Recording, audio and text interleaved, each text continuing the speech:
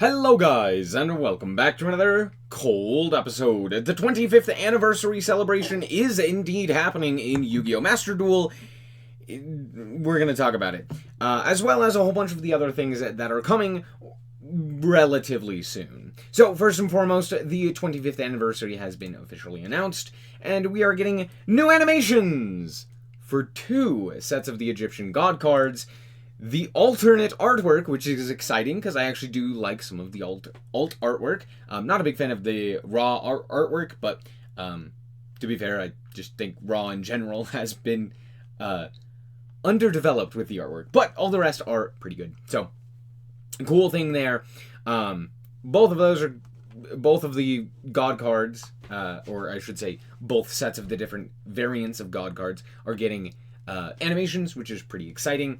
We're getting new secret packs. We're getting a new login bonus, which gives us tons of gems. I think 1,000 over the 7 days, which is pretty good. And probably 2 packs to open the new secret pack, which is the ones who serve raw.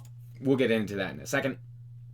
We're also getting a guaranteed obelisk, as you can see right here. It's a royal rare obelisk, the Tormentor, which is fine. But it is the alternate artwork, which is pretty cool. Though, let's be honest, no one cares. It's obelisk. It's not like anyone's going to actually play that card. But, hey, that's at least pretty nice. And maybe I'll play it in, like, I don't know. Yeah, I'm not going to play it in anything. I'm lying to you.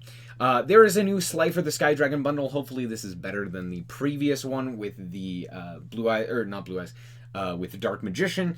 You do get the alt artwork.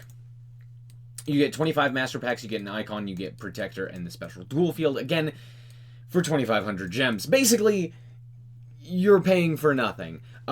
Technically, you're getting for free the alt artwork, guaranteed. You're getting the icon, you're getting the protector, and you're getting the dual field. All for free, but you're spending 2,500 gems on useless packs, so they're not exactly great. Here's the thing. Here's what I said about the previous one, and what I will say again about this one. This is not worth it if you're trying to get packs. If you actually enjoy the field, which honestly doesn't look great, if you enjoy the dual field, if you enjoy the protectors and the icons, and specifically the alt artwork, then yeah, it's probably worth it. If you don't care about the field, if you're probably not going to use it, like for example, the new snow field that just came out is like 1,000,000 times better. If you don't care about the field, do not get this. It's just not worth it. Your 2,500 gems are better spent on something else, like for example, the new secret packs, which we'll get into in a second. But yeah, that's basically it. There are new secret packs, new alt artworks. You can pull the raw alt artwork from the secret pack. The rest of these alternate artworks are specifically from these bundles. I don't think that they're going to be in this one. Because again, I do believe, yeah, this secret pack is only the raw stuff. So that's very interesting. We have other campaigns, which I believe is bringing back all of these fields. I don't know if some of them weren't there previously, or, oh, it's a discount. There's a gem discount. They can be purchased for a 20% discount. So normally they're 600, now they're for 480, which is great, because again, this is, I believe, is only on the older ones.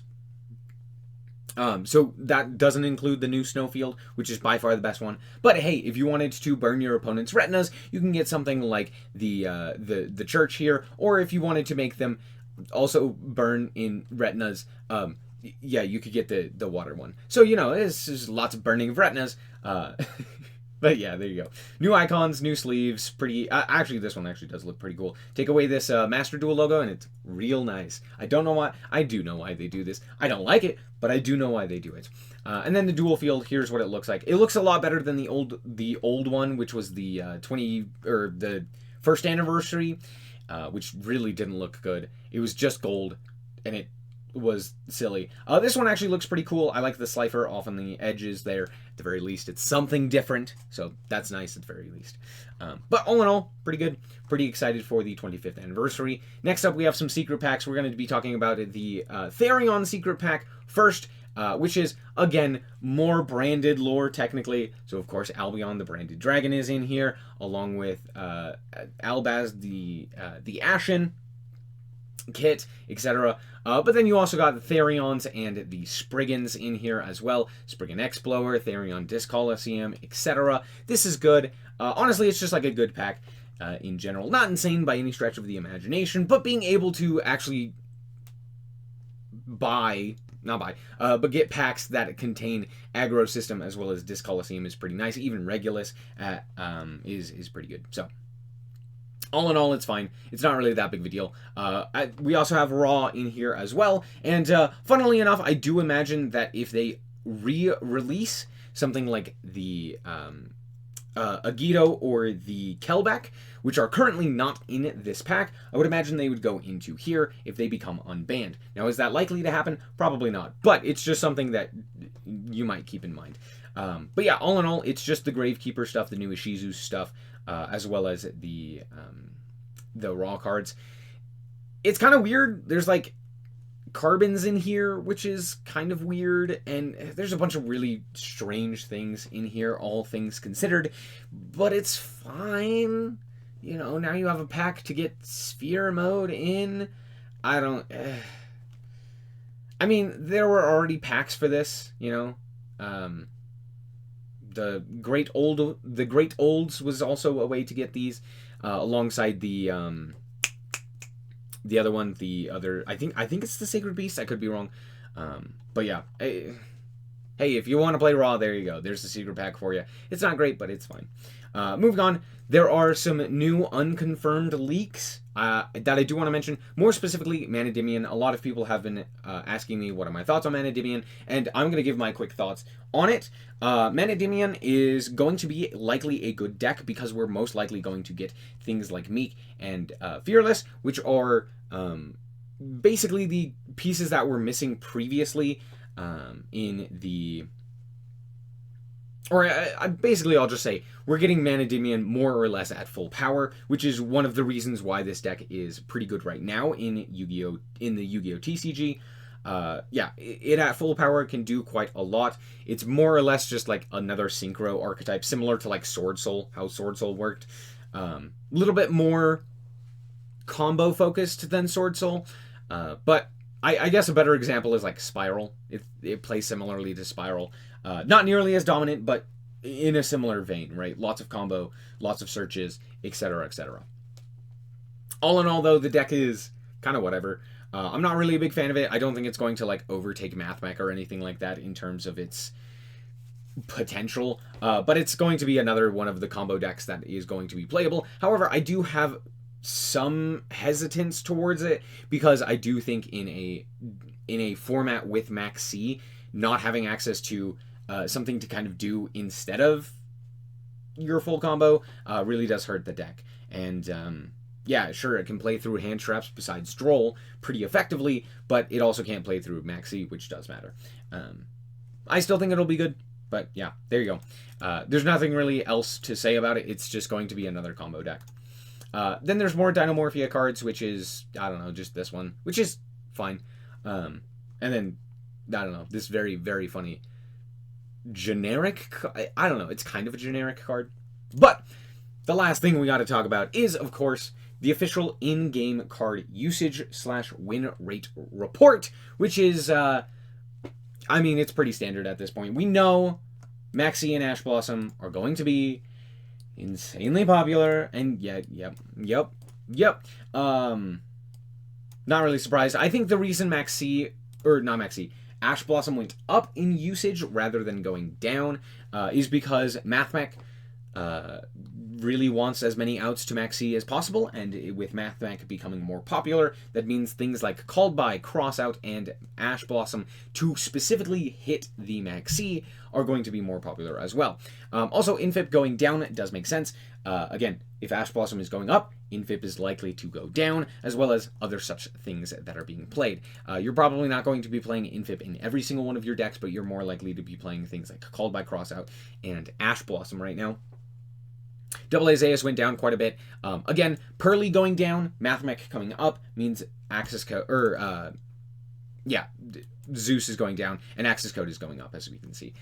Pretty standard here. Nibiru is also going up. It's now by itself in the 40s, which is kind of weird. I don't know why they separated these the way that they did, but sure. All in all, though, very strong. Again, this is mostly because of MathMech. MathMech going up, Pearly going down in usage rates does affect the decks as well as the cards being played. As we can see here as well, Nibiru going up, Triple Tack going down, Fenrir going down quite a lot. Again, the reason for the Fenrir going down, not really usable in MathMech. Yeah, you kind of can, but you don't really need it, and in fact, it's better to be playing other such cards, so the Fenris doesn't really make sense to be playing. Triple Tack's not great into a meta full of MathMech and the like, right? And again, not a card that MathMech necessarily plays, so we're going to see less of it. Axis Code Talker going up because of course, yada yada. Droll going up as well to counter Pearly is kind of interesting. This is kind of a late addition to what people are seeing. It's not terrible against MathMech, but I don't think it's up, or it's not being used as much because of MathMech. I think this is more so a late response to Pearly. Baron going down and Underworld Goddess also going down. Then we have Baguska going up. Not too surprising. Again, with more MathMech being around, this is kind of their plan B if they get Max Seed. So that does make a lot more sense. Small World going up as well. It now is, noticeable. And the reason for this, again, is MathMech. MathMech uses this card in almost every single one of its decks. It's just a good card for that. So there you go. Same thing with Effect Veiler. It's a Small World bridge, so it makes sense as to why it's being played. As for the top decks by win rate, Pearly, Vanquish Soul, Dragon Link, Runic, and Despia. Sure. Honestly, win rate is kind of like a joke to me. The win rate could be whatever, right? People not being prepared for it, etc. People not playing around it. Whatever it may be. Pearly still being the best deck, not really surprising. Dragon Link is very, very strong. Runic, people just don't want to play against. Branded Despia is incredibly underrated. Vanquish Soul is just the new thing, so I'm not actually too surprised that people aren't prepared for it and don't really know how to make it work or how to beat it specifically. I think this one, as more and more people learn how to play it as well as play against it, I think this will be much worse. And it will probably drop down in terms of win rates, as well as I think if people actually prepare for it and are aware of it. I think a lot of people, including myself, kind of undersold this, and so not as many people are worried about Vanquish Soul. Why is MathMech not on here? Because MathMech actually isn't all that great in a ladder system, which is where all of these usage rates are coming from, where we're talking about on the Master Duel ranked ladder, how good is this deck? And it's not as good as these other 5 decks, at least in terms of win rate. And I would say, just in general, I don't like MathMech as much. And the reason for it is because, sure, you can set up this unbreakable board, but oftentimes it ends up being just not really worth it because there's almost always something that can be done to break that board. And a lot of people will be playing those other high roll strategies as well. You need to go first, etc., etc. So I don't really think it has as good of a win rate there. The second thing, though, with MathMech is the simple fact that I think a lot of people, specifically when it comes to the ladder, are looking at things like tournaments with side decks, with Swiss formats, etc., looking at how those players play and that meta, which is very different from the ladder, and building decks accordingly, and that is hurting them, and hurting MathMech in particular. Next up, we have the new stats.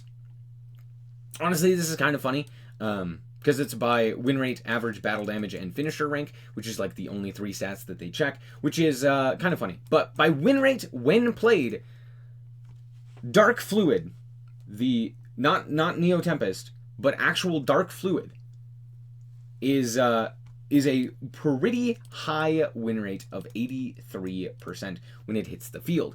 And I think the main reason for this is because normally when it hits the field, you're going first, you've done your full combo as MathMech, on top of having the other Firewall Dragon, on top of that, as well as you have multiple you have multiple Firewall Dragons basically on your field. You have the Singularity as well as the regular Firewall Dragon, and because of that, it ends up making this card significantly more powerful and significantly more likely to actually win you the game. The other two have lower win rates, probably because of the fact that, well, when they hit the field, they can hit the field in a lot higher of a variety of situations. So, there you go. Next up, we have Danglong. Yeah, it's Danglong. If you do Danglong stuff, it's got a good win rate. Borreload Savage Dragon, similarly, so cute boss. This is, I mean, I'm not really surprised about this. If it hits the field, it's probably winning the game because it's probably an FEK. That's it, right? Like, yeah. Cupid Pitch, Spiral Double Helix. This is actually very funny. It actually went up, which is hilarious. But yeah, Double Helix is pretty good. Spiral, if it does its combo, is very strong, and getting to Double Helix is one of the things that it needs to do, and if it does, it's very, very good. I don't know how in the world we're summoning Wind Pegasus, but apparently if it hits the field, it's pretty good. I don't know what this means by Wind Played. Normal or special summon. Okay. So yeah, when the Wind Pegasus at Ignister actually get synchro summoned, which again I believe would be mostly through the actual Ad Ignister combo to end on like a really strong board on top of the Ad Ignister Wind Pegasus in the grave, which is again very strong and almost an unbreakable board, so not really too surprising. Hot Red, yeah, happy X Pearly Happiness. Again, this is one of those things where it's like, I don't know where or why people are playing this, but I'm sure that it's one of those things where it's like you're only summoning this if you're in a really winning position anyway, so not really too surprised that this has a high win rate. And Borreland is just Borreland and is an insane card. Average battle damage, very funny. I don't care about any of these. Jizukiru somehow has over its attack stat as its average battle damage, which is very strange, and I'm very confused as to how this is happening. Oh, it's Makanko. Never mind, I figured it out. Makanko equipping the double-edged sword to itself, or to this guy, on the opponent's field, and then attacking into it, and taking double battle damage. That's how. Although, does that count as battle damage? I thought it counted as effective damage. No, it counts as battle damage. Yeah, the rest of this is pretty whatever. Again, X Pearly Happiness. Very funny. This is, again, just for average battle damage. Then we have the finisher rank, which is, yeah, Dark Fluid.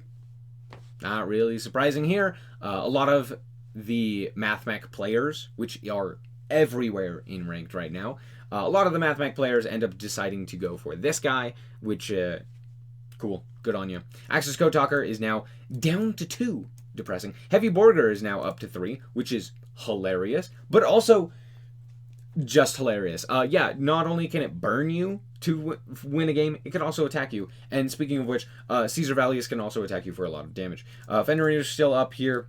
It actually went up, which is kind of funny. Lady Lab, Baron, Scareclaw Tryheart actually went from 2 to 8, which is very funny. Deserved. Cashier Unicorn is now up as well. Down. Goes down to 9 from 6, and then Pep is now on here at 10 instead of its previous rank of 12. So yeah, all in all, very funny, but not really.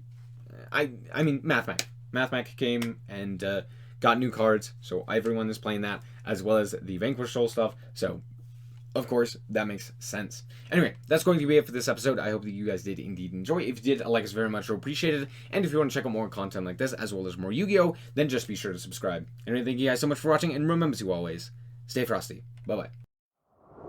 Shout out to the Frost Guard, my members. Thank you guys so much for the support, and I hope you enjoy the content.